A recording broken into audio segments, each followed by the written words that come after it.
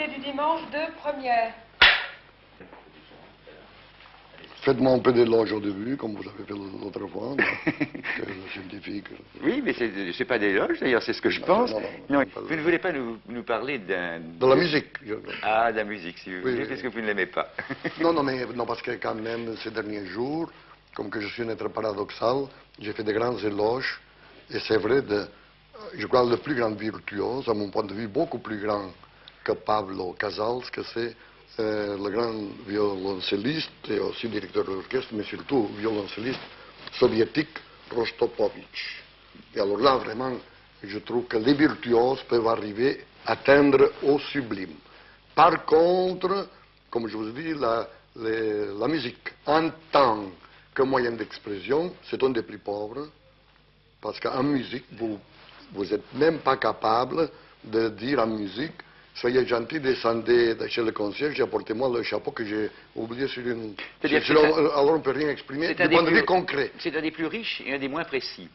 Non, riche non, parce que ça joue plutôt dans le domaine des émotions, oui, qui est le plus pauvre de tous. Oui, si vous voulez. Et nous, enfin, je ne sais pas si vous, mais moi, étant séduit uniquement par l'intelligence humaine, alors là, la musique, vraiment, les gens que...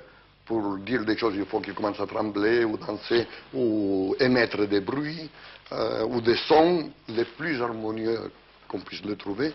C'est vraiment un véritable désastre. Et d'ailleurs, vous n'avez jamais vu un musicien qui soit d'ailleurs moyennement intelligent.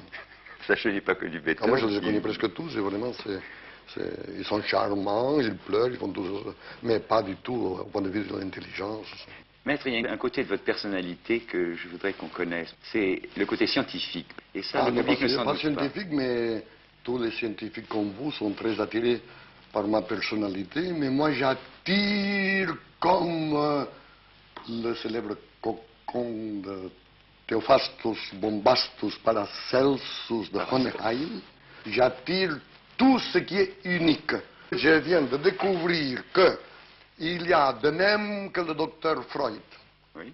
Il y a des lettres que... Écoutez-moi parce que c'est très bon ce que je vais dire. De même que le docteur Freud, qu'il avait inventé et mis surtout à la mode, disons, ce qu'on appelle les sons érogènes, c'est-à-dire les parties du corps, avec des possibilités... Le stade anal, le stade oral, etc. Alors moi, j'ai découvert qu'il y a des sons qu'en plus d'être érogènes, peuvent comporter des facilités d'hivernation.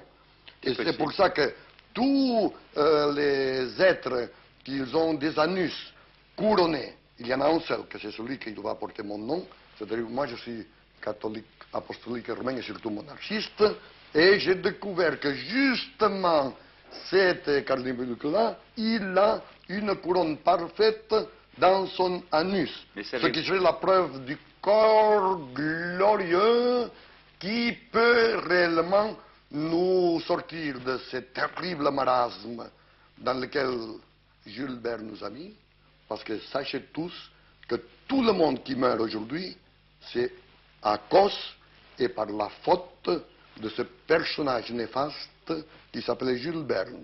Parce que si tout l'argent qu'on a dépensé pour aller à la Lune et faire tous ces exploits dignes de pêcheurs de pêche marine et d'espèces de boy scout, on l'aurait dépensé pour les études du docteur Fleury et d'autres biologues comme Crick et Watson qui s'occupent de les structures moléculaires de l'acide, des oxydes ribonucléiques.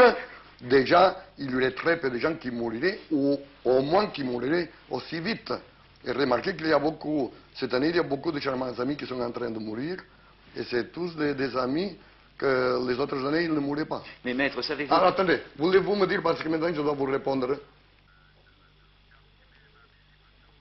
Merci beaucoup, merci, mais ça on le fera après, hein, parce que maintenant je suis quand même un peu dans la show business. Bonjour. Ça, quand même, vous savez... Il en a eu pour son argent. Il y a un côté qui, effectivement, chez vous, maître, que le public ne connaît pas, qui m'intéresse beaucoup, parce qu'à chaque fois que j'ai pu l'aborder, il m'a enthousiasmé, c'est le côté scientifique. Et ce côté-là, en particulier, dans une petite histoire, se montre bien. C'est la petite histoire de l'abeille qui est tombée un jour dans votre cupule d'huile quand vous peignez. Oui, mais ça, c'est des intuitions, parce que je n'ai pas une culture scientifique. Et d'ailleurs, j'aime lire les livres de sciences parce que justement, je ne comprends pas. Alors je peux broder tout ce que je veux, comme dans une tapisserie. Mais évidemment, chaque fois que je passe à la famosissime gare de Perpignan, alors là, vraiment, j'ai des illuminations de ce genre.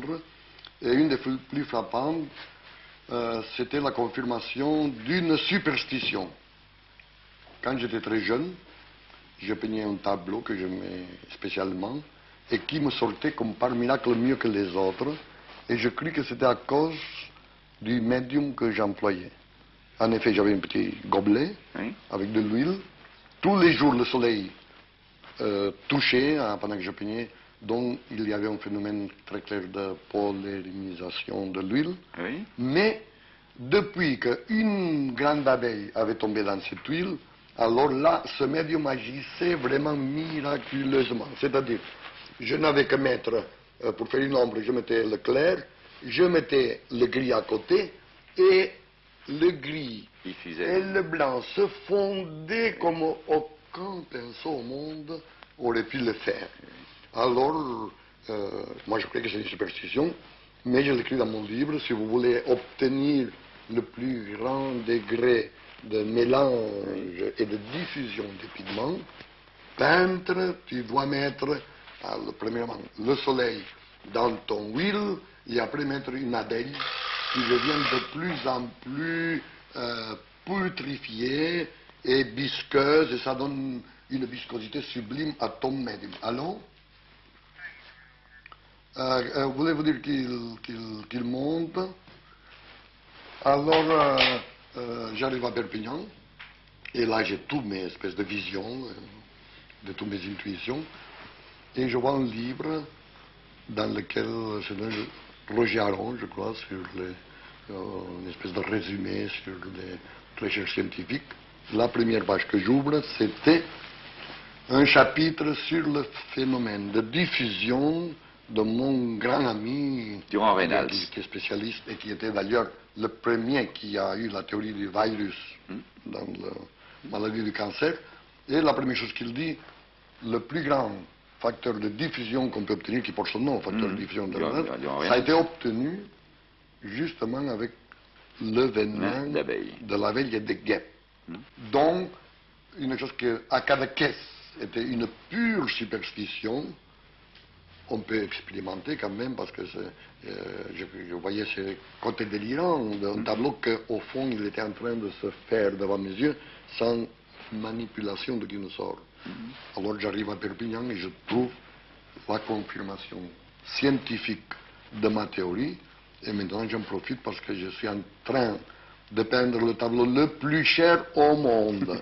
Cher au point de vue argent, puisque j'en demande 5 millions de dollars, que c'est le prix exact qui a été vendu à Leonardo da Vinci de la même dimension.